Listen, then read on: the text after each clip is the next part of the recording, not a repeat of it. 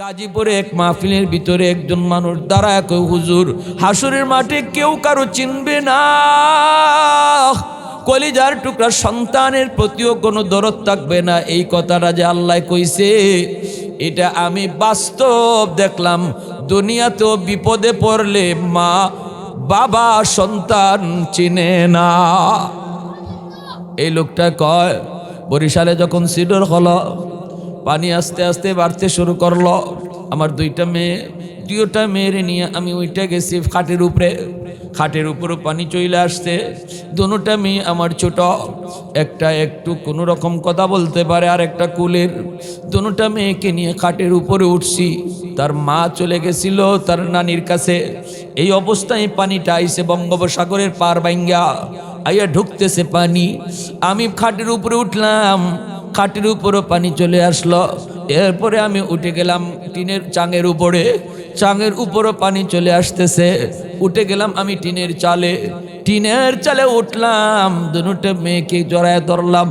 ওই অবস্থায় যখন টিনের চালের উপর দিয়েও পানি যাওয়া শুরু হয়েছে, তখন দেখি আমার পা টিকায় রাখা বড় মুশকিল। আমার কলিজার টুকরা দুইটা মেয়ে আমার দুই হাতের মধ্যে।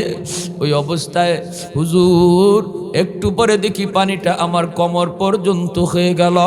এখন দেখি আমার পা রাখা আরো বড় কঠিন। ওই অবস্থায় দেখতে দেখতে পানি গলা পর্যন্ত চলে গেল। এখন আর দুইটা মেয়েকে ধরে রাখতে পারি না।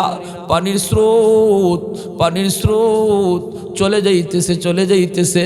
আমার দুটা মেয়ে আমার গলা জড়ায় কয়, বাবা আমাদেরকে তুমি ছেড়ে দিও না, আমরা সাঁতার জানি না গো বাবা, মারা যাব।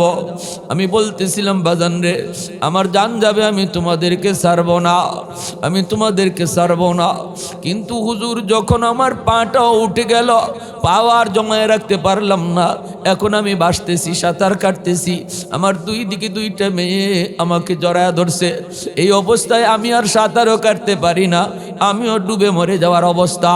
ওই অবস্থায় বড় মেয়েটারে বলতেছি, মা তুই আমারে ছেড়ে দে। মেয়েটাই কান্দের কই, বাবা গো আমাকে ছাড়লে আমি পানিতে ডুবে মরব। বাবাই কই, মা তুই আমারে ছেড়ে দে।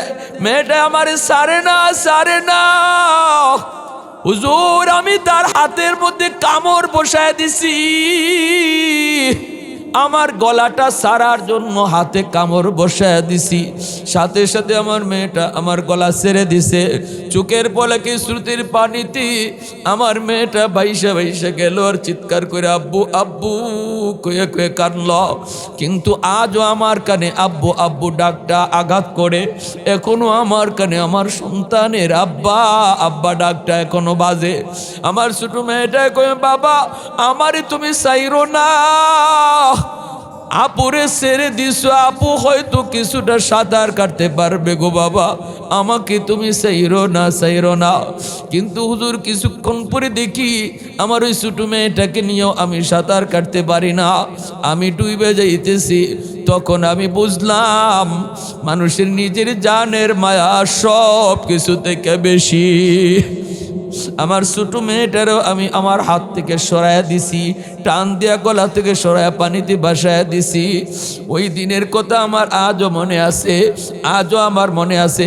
এজন্য আল্লাহ কইছে হাসরের ময়দানের এত ভয়াবহতা হবে, এই ভয়াবহতার কারণে সন্তান মার কথা ইয়াদ রাখবে না, মা সন্তানের কথা ইয়াদ রাখবে না।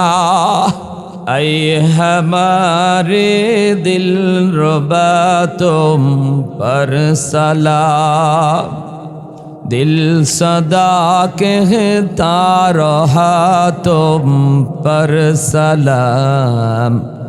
ऐ इमामुल अंबिया तुम पर सलाम। मस्जिदे अक़सा में जुमला अंबिया, मस्जिदे अक़सा में जुमला अंबिया। मुक़्तदी थे और भी है तुम मुक़्तदा, मुक़्तदी थे और भी है तुम मुक़्तदा।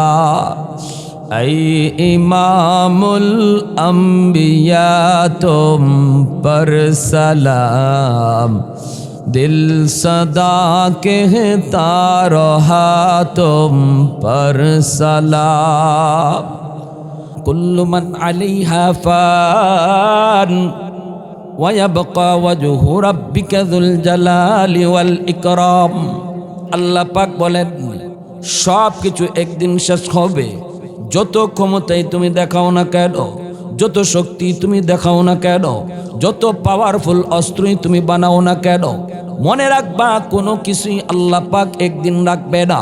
নির্ধারিত একটা সময়, নির্ধারিত একটা দিনে ইসরাফিল আলাইহিস সালামের সিঙ্গারপুর মাধ্যমে তামাম দুনিয়া আল্লাহ খান খান করে দিবে। ঠিক কিনা জোরে বলে? কোথায় ওই দিন, কোথায় যাবা? কোথায় যাবা বীর বাহাদুরের দল, কাপুরুষের দল? তোমরা তোমাদেরকে বাহাদুর বলো, আমরা তোমাদেরকে কাপুরুষ বলি। আল্লাহ ওই দিন জিজ্ঞেস করবে লিমানিল মুলকুল ইয়াউম, লিমানিল মুলকুল ইয়াউম। সেদিন আল্লাহ বলবে কই রে এত বড় পাওয়ারওয়ালা বাদশারা, কই তোরা? কোথায় তোদের ফাইটার জেট? কোথায় তোদের এত নৌবাহিনী? কোথায় তাদের বিমান বাহিনী? আয় আমি আল্লাহর সামনে একটু দাঁড়া। জবাব দিবে না, জবাব দিবে না। আল্লাহ পাক রব্বুল আলামিন সেদিন বলবে লিমানিল মুলকুল ইয়াউম লিল্লাহিল ওয়াহিদিল কাহার। আজকের দিনে রাজত্ব শুধুমাত্র আমি আল্লাহর, আমি আল্লাহর। আজ কারো কোনো রাজত্ব নয়, কারো কোনো রাজত্ব নয়। সেদিন সবগুলি রাজা আল্লাহর চোখের, আল্লাহর সামনে মাথা নত করে থাকবে। সবগুলি আল্লাহর সামনে মাথা নত করে থাকবে। রব্বুল আলামিন বিচারকের আসরে বসবেন। আল্লাহ সেদিন বিচার করবেন আর বলবেন কইরে দুনিয়ার বিচারের দল, কইরে দুনিয়ার জজ সাহেবের দল, কই দুনিয়ার বিচারকের দল, আয় আমি আল্লাহর সামনে তোর বিচার এইবার লইয়া যা।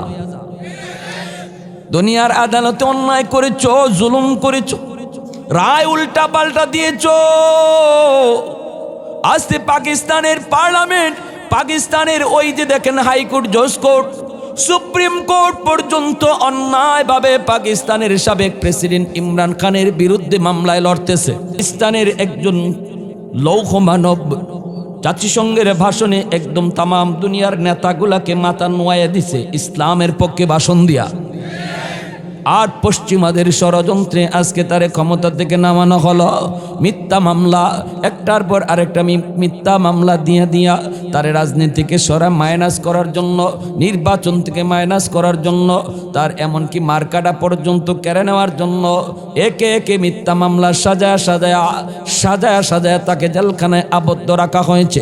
কিয়ামতের ময়দানে আল্লাহ বলবেন কই বিচারকের দল, একটু আয় আমি আল্লাহর সামনে বিচার দিয়া যা। সাধারণ মানুষের বিচার হবে আল্লাহর কাছে একবার, আর বিচারকদের বিচার হবে দুইবার। সাধারণ মানুষ হিসাবে একবার হবে বিচার, আরেকবার বিচার হবে বিচারক হিসাবে। বিচার কেমনে করছো এই জবাবটা আমি আল্লাহকে শোনাও। আলহামদুলিমান কদ্দারা খাইরান ওয়া খাবালা, আলহামদুলিমান কদ্দারা খাইরান ওয়া খাবালা, والشكر لمن صور حسنا وجمالا، فرد صمد عن صفة خلق بريء، رب أزلي خلق الخلق كمالا، لا ضد ولا ند ولا حد لمولا، لا ضد ولا ند ولا حد لمولا، الآن كما كان ولم يلق زوالا، الآن كما كان ولم يلق زوالا। বাইরা ওই দিন আল্লাহ পাক হবেন বিচারক, আর আল্লাহর পাশেই প্রধান অতিথির চেয়ারে বসা থাকবেন আমার আপনার নবী। সুবহানাল্লাহ। দিনের নবী, মায়ার নবী থাকবেন আল্লাহর পাশে, বিচারক হবেন আল্লাহ নিজে। ওই দিন আল্লাহকে ঘুষ দেওয়ার কোনো সিস্টেম নাই। দুনিয়ার বিচারককে, জজরে আপনি ঘুষ দিয়া মামলা আপনার পক্ষে নিয়ে নিছেন, জজ সাহেবরে মন্ত্রী দ্বারা ফোন দেওয়া মামলা পক্ষে নিয়ে নিছেন। কিন্তু মনে রাখবারে যুবক, আল্লাহকে ফোন দেওয়ার কোনো সিস্টেম নাই, আল্লাহকে ঘুষ দেওয়ার কোনো সিস্টেম নাই। ওই দিন আল্লাহর সামনে না না কোনো উপায় নেই, কোনো উপায় নেই। তবে আল্লাহর সামনে মামলা লড়বে একদল ব্যারিস্টার। কে সেই ব্যারিস্টার? ব্যারিস্টার হলো দুনিয়াতে যেই সকল বাপ মা সন্তানকে আলেম বানাইছে, সন্তানরে হাফেজ বানাইছে, ওই আলেম ওই হাফেজ বাপ মার জন্য, প্রতিবেশীর জন্য, এলাকার মানুষ যারা দানসৎকে কইরা তারে হাফেজ আলেম বানাইছিল, সহযোগিতা কইরা তারে আলেম বানাইছিল, ওই মানুষগুলাকে আল্লাহর আদালত থেকে মুক্তি নেওয়ার জন্য আলেম উলামা হাফেজে কেরামগণ আল্লাহর সামনে ওই দিন উকলাতি করবে, ব্যারিস্টারি করবে। এত কঠিন, এত কঠিন এক আদালত, বিন্দু পরিমাণ আল্লাহর পক্ষ থেকে জুলুম হবে না। আল্লাহর পক্ষ থেকে বিন্দু পরিমাণ বিচারের ক্ষেত্রে জুলুম হবে না। দুনিয়াতে যে যত ভালো কাম করছে প্রতিটা ভালো কামের বদলা সে আল্লাহর বিচারে পাবে। দুনিয়াতে যে যত খারাপ করছে প্রতিটা খারাপ কাজের বদলাও পাবে। ওই দিন আল্লাহ পাকের এই পরিমাণ কাহারিয়ত থাকবে। আল্লাহ পাককে ডরায়া সমস্ত মানুষ, হাসরবাসী মানুষ যেমন ইয়া নফসি করবে, আদম নবী থেকে নিয়া ঈসা নবী পর্যন্ত ১৬ লক্ষ পয়গম্বর ওই দিন তারাও ইয়া নফসি বলবে। আল্লাহ আমাকে বাঁচাও, আল্লাহ আমি আমার মার খবর নিতে চাই না, আল্লাহ আমি আমার বাবার খবর নিতে চাই না। নবীরাও কইব আল্লাহ আমি আমার সন্তানের খবর নিতে চাই না। ইব্রাহিম নবীও কইব আল্লাহ আমি আমার বাপের খবর চাই না, আমি আমার মার খবর চাই না, আমি আমার সন্তানের খবরও জানতে চাই না। আল্লাহ আজকের দিনে আমি ইব্রাহিমকে তুমি বাঁচাও। শুধুমাত্র আমার আপনার নবী, শুধুমাত্র কেবলমাত্র আমার আপনার নবী হাসরের ময়দানে শুধু আমার আপনার নবী বলবে ইয়া হাবলি উম্মতি, ইয়া উম্মতি, আল্লাহ আমার উম্মতকে তুমি বাঁচাও। সব নবী কইব ইয়া নফসি। কিন্তু আমার আপনার নবী রহমতের নবী সরওয়ারে দু জাহান, যেই নবী দুনিয়া তো উম্মত করতে করতে কান্না করে রওজা শরীফে শুয়ে আছেন, ওই নবী কিয়ামতের ময়দানে তিনি ওই দিনও উম্মতি কইয়া কানবেন। আদম পয়গম্বর কইব ও মুহাম্মদ, ওই যে একজন মানুষকে দেখা যায় জাহান্নামের ফেরেশতারা হ্যান্ডকাপ লাগায়া ওই যে একজন মানুষকে জাহান্নামের দিকে নিয়ে যাইতেছে টেনে হেসরাইয়া, মুহাম্মদ ইয়া আহমদ যাও, তুমি যাও, যায়া তোমার উম্মতটারে তুমি বাঁচাও। আমার আপনার নবী কইব বাবা কেমনে আপনি চিনলেন ইনি আমার উম্মত? আদম আলাইহিস সালাম কইব মুহাম্মদ তোমার উম্মতকে চিনার একটা আলামত আছে, তার অজুর অঙ্গগুলা হাসরের ময়দানে চমকাবে। যেই চেহারাটা ওজুতে ধইল ওই চেহারাটা চমকায়, যে হাতটা দইল হাতটা আজকে চমকায়। এই চমকানোর কারণে আমি চিনে ফেলেছি সে তোমার উম্মত। এমনি আমার আপনার নবী বলেন আমি সাথে সাথে আর দেরি নাই, কোমরের মধ্যে একটা গামছা বান্ধিব, কোমরটারে শক্ত করব দৌড় দেওয়ার জন্য। আমার আপনার নবী সরওয়ারে দু জাহান ওই উম্মতটারে বাঁচানোর জন্য ফেরেশতাদের পিছনে পিছনে দৌড়বে আর ডাকবে ইয়া মালাইকা, ইয়া মালাইকা। এ ফেরেশতারা একটু থামো, ফেরেশতারা একটু থামো, ফেরেশতারা একটু থামো। কিন্তু ফেরেশতারা থামে না, ফেরেশতারা তারে দৌড়ে নিয়ে যাইতেছে জাহান্নামের দিকে। এমনি আল্লাহর কাছে আল্লাহর নবী নিরাশ হইয়া বৈশা কয় মালিক তুমি না কইছিলা হাসনের মাঠে তুমি আমারে খুশি করবা, আমি এমন কোন কাম করবা না যেই কাজে আমি কষ্ট পাই। ওয়ালা সাউফা ইউতিকা রাব্বুকা ফাতারদা, তুমি তো আমাকে খুশ করার ওয়াদা করেছো, কই তোমার ফেরেশতারা তো আমার ডাক শুনে না। এত করে পিছন থেকে ডাকি একজন আমার ডাক শুনে না। তখনই আল্লাহ ধমক দিয়ে কইব এ ফেরেশতারা থাম, এ ফেরেশতারা থাম থাম, পিছনে তাকায় দেখ আমার বন্ধু তোদের পিছনে দৌড়ায়। कौनैन मुख्तार खुदा तुमको बनाया, कौनैन मुख्तार खुदा तुमको बनाया, उम्मत का निगाहबान खुदा तुमको बनाया, उम्मत का निगाहबान खुदा तुमको बनाया। मौला मेरा आका मेरा रहमत की नबी है, ताजदार मदीना है तुम्हारे अरबी है, ताजदार मदीना है तुम्हारे अरबी है। अशजार ने देते हैं नबूवत के शहादत, तशकीक कमर में है तो अंगुल की इशारात, तशकीक कमर में है तो अंगुल की इशारात। ফেরেশতারা থামবে। এইবার আমার আপনার নবী যায় কইব আমার উম্মতটারে জাহান্নামে কেন নিতেছ? তখন ফেরেশতারা কইব আমরা আমল ওজন করে দেখি তার গুনার পাল্লা ভারী নেকির পাল্লা হালকা, এজন্য তারে জাহান্নামে নিতেছি। নবী বলবেন আমার সামনে আবার ওজন দাও। আল্লাহু আকবার জোরে করে। যেই মাত্র ফেরেশতারা আবার পাল্লা ধরবে ওজন দিবে, গুনার পাল্লা তো ভারী আর নেকির পাল্লা হালকা, কিন্তু আমার আপনার নবী রহমতের নবী এমন একটা কাগজ যেই কাগজে আল্লাহর নাম নবীর নাম লা ইলাহা ইল্লাল্লাহু মুহাম্মাদুর রাসূলুল্লাহ, এই কালেমার কাগজখানা নবীজি তার নেকির পাল্লার ভিতরে রাখা মাত্রই নেকির পাল্লা ভারী হয়ে যাবে। আল্লাহু আকবার। ফয়সালা হয়ে যাবে জান্নাত। এইভাবে পুরকালে হাসরের ময়দান এত কঠিন এত কঠিন এত কঠিন। আল্লাহর নবী কই সমস্ত মানুষ দৌড়াবে, কার কাছে গেলে পরে একটু আল্লাহর সুপারিশ কবুল করব, কার কাছে গেলে পরে আল্লাহর সুপারিশ কবুল করব। আদম নবীর কাছে যায় কইব কও না আল্লাহরে তাড়াতাড়ি বিচারটা করে ফেলতো, তাড়াতাড়ি বিচারে করে ফেলতো। সূর্য তো মাত্র আমাদের মাথা থেকে অর্ধ হাত উপরে, জমিনটা তামা তামা হয়ে গেছে। কেউ তো এরকমভাবে বাইরা ঘামের মধ্যে সাঁতরাবে, কারো সাঁতারের পানি হবে নাভি পর্যন্ত, কারো হাঁটু পর্যন্ত, কারো গলা পর্যন্ত। যার যে পরিমাণ গুনাহ এই পরিমাণ পানিতে সাঁতরাবে। সেটা তো পানি নয়, সেটা পুজ, সেটা তো পানি নয়, সেটা হলো রক্ত। এই রক্তের সাগরে পুজের সাগরে হাবুডুবু খাবে।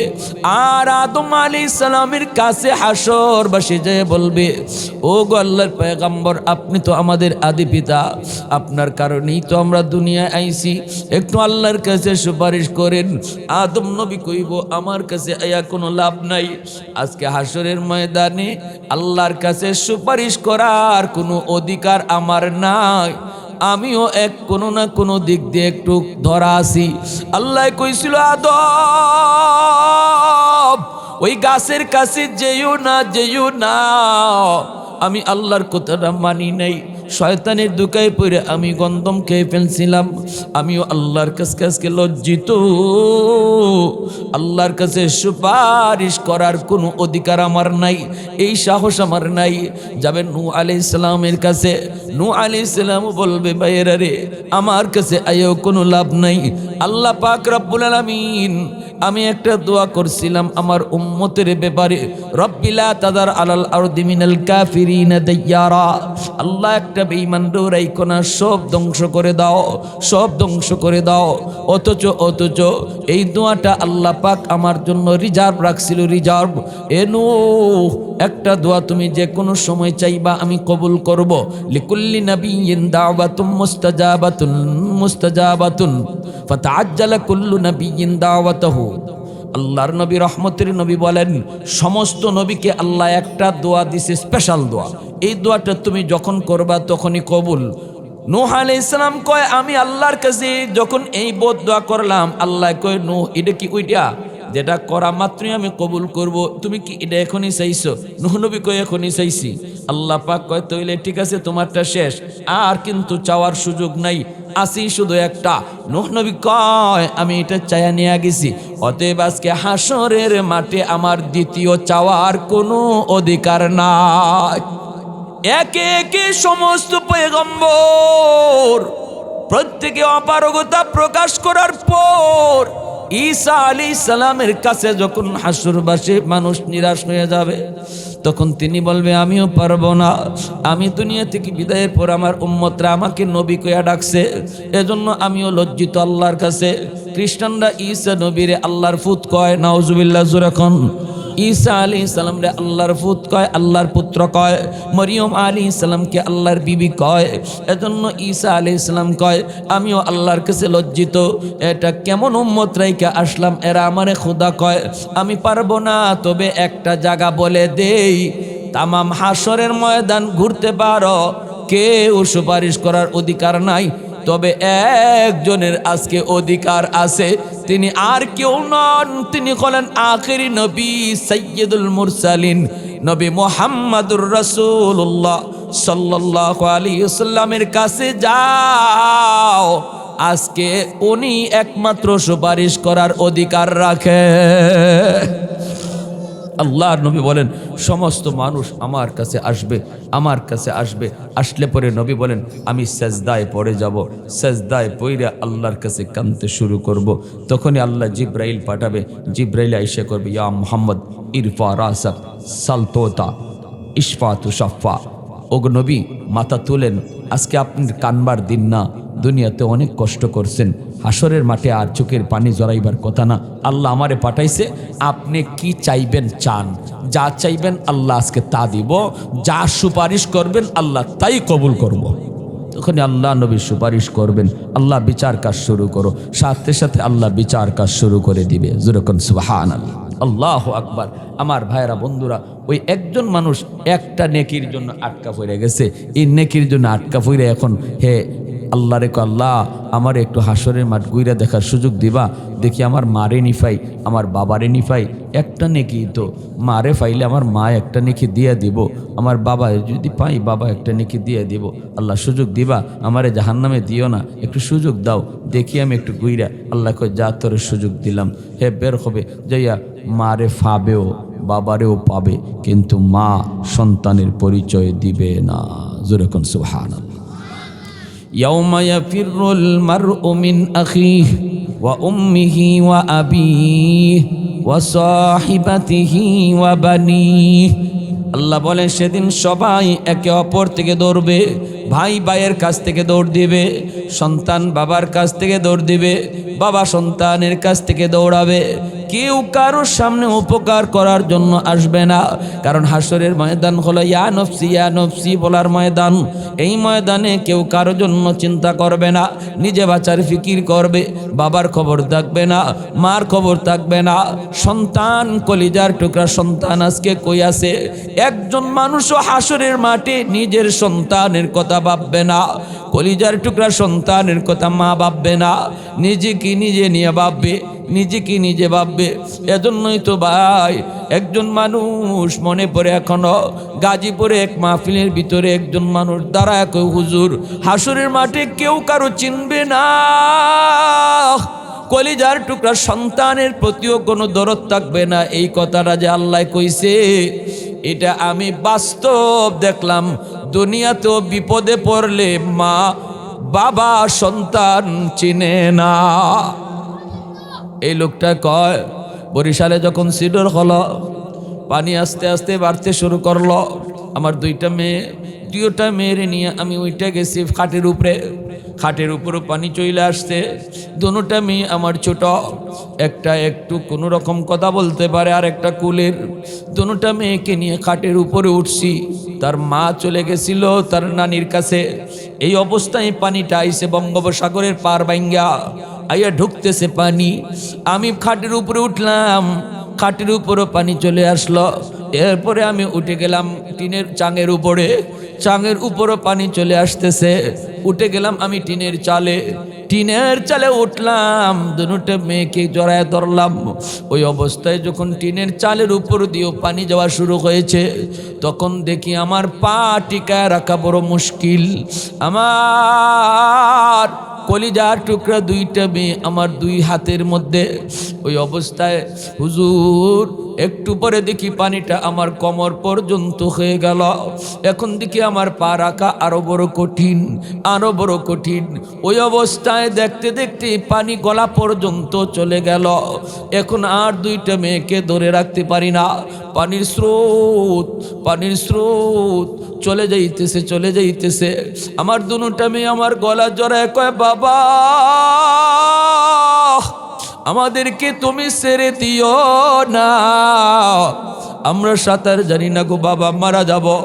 আমি বলতেছিলাম, বাজান রে আমার জান যাবে, আমি তোমাদেরকে ছাড়বো না, আমি তোমাদেরকে ছাড়বো না।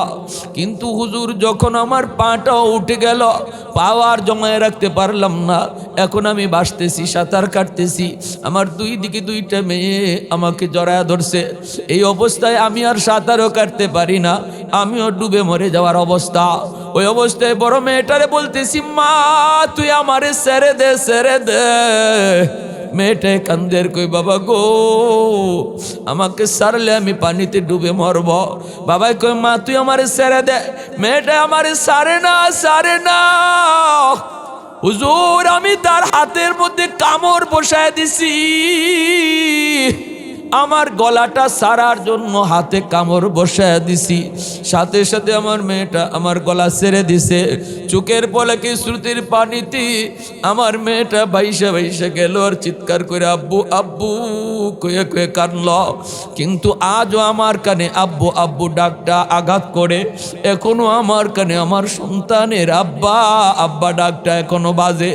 আমার ছোট মেয়েটা কয়ে, বাবা আমারে তুমি চাইরো না, আপুরে ছেড়ে দিছো, আপু হয়তো কিছুটা সাঁতার কাটতে পারবে গো বাবা, আমাকে তুমি চাইরো না, চাইরো না।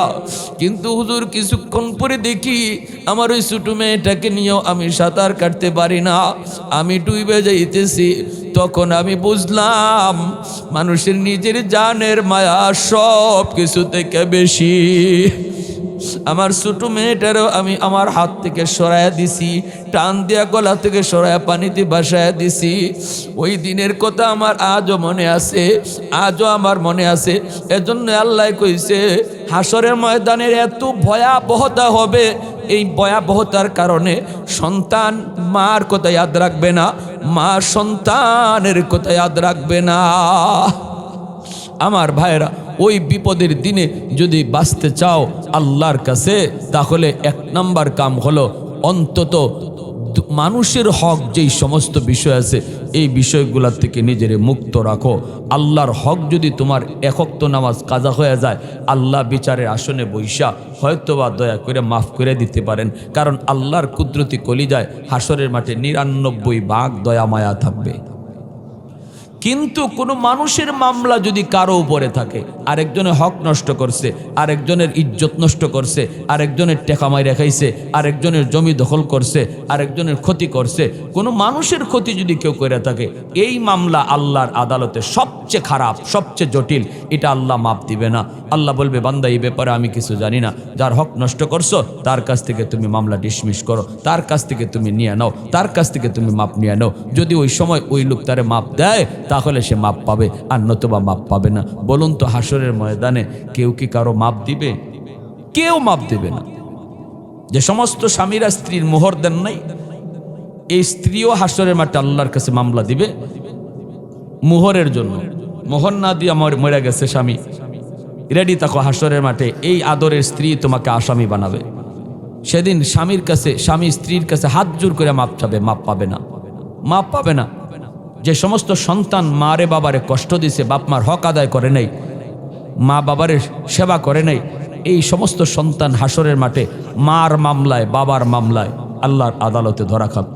প্রতিবেশী হিসেবে যারা একজনকে কষ্ট দিছি, আমার শক্তি আসিল, গোষ্ঠী বড় আসিল, পাওয়ার বেশি আসিল, হে দুর্বল, হেরে সবসময় আল্লাহর আদালতে বড় জটিল হবে। তোমার জীবনে হজ, নামাজ, রোজা, জাকাত সব কিছু এরারে দিয়াও সেদিন মুক্তি পাওয়া যাবে না।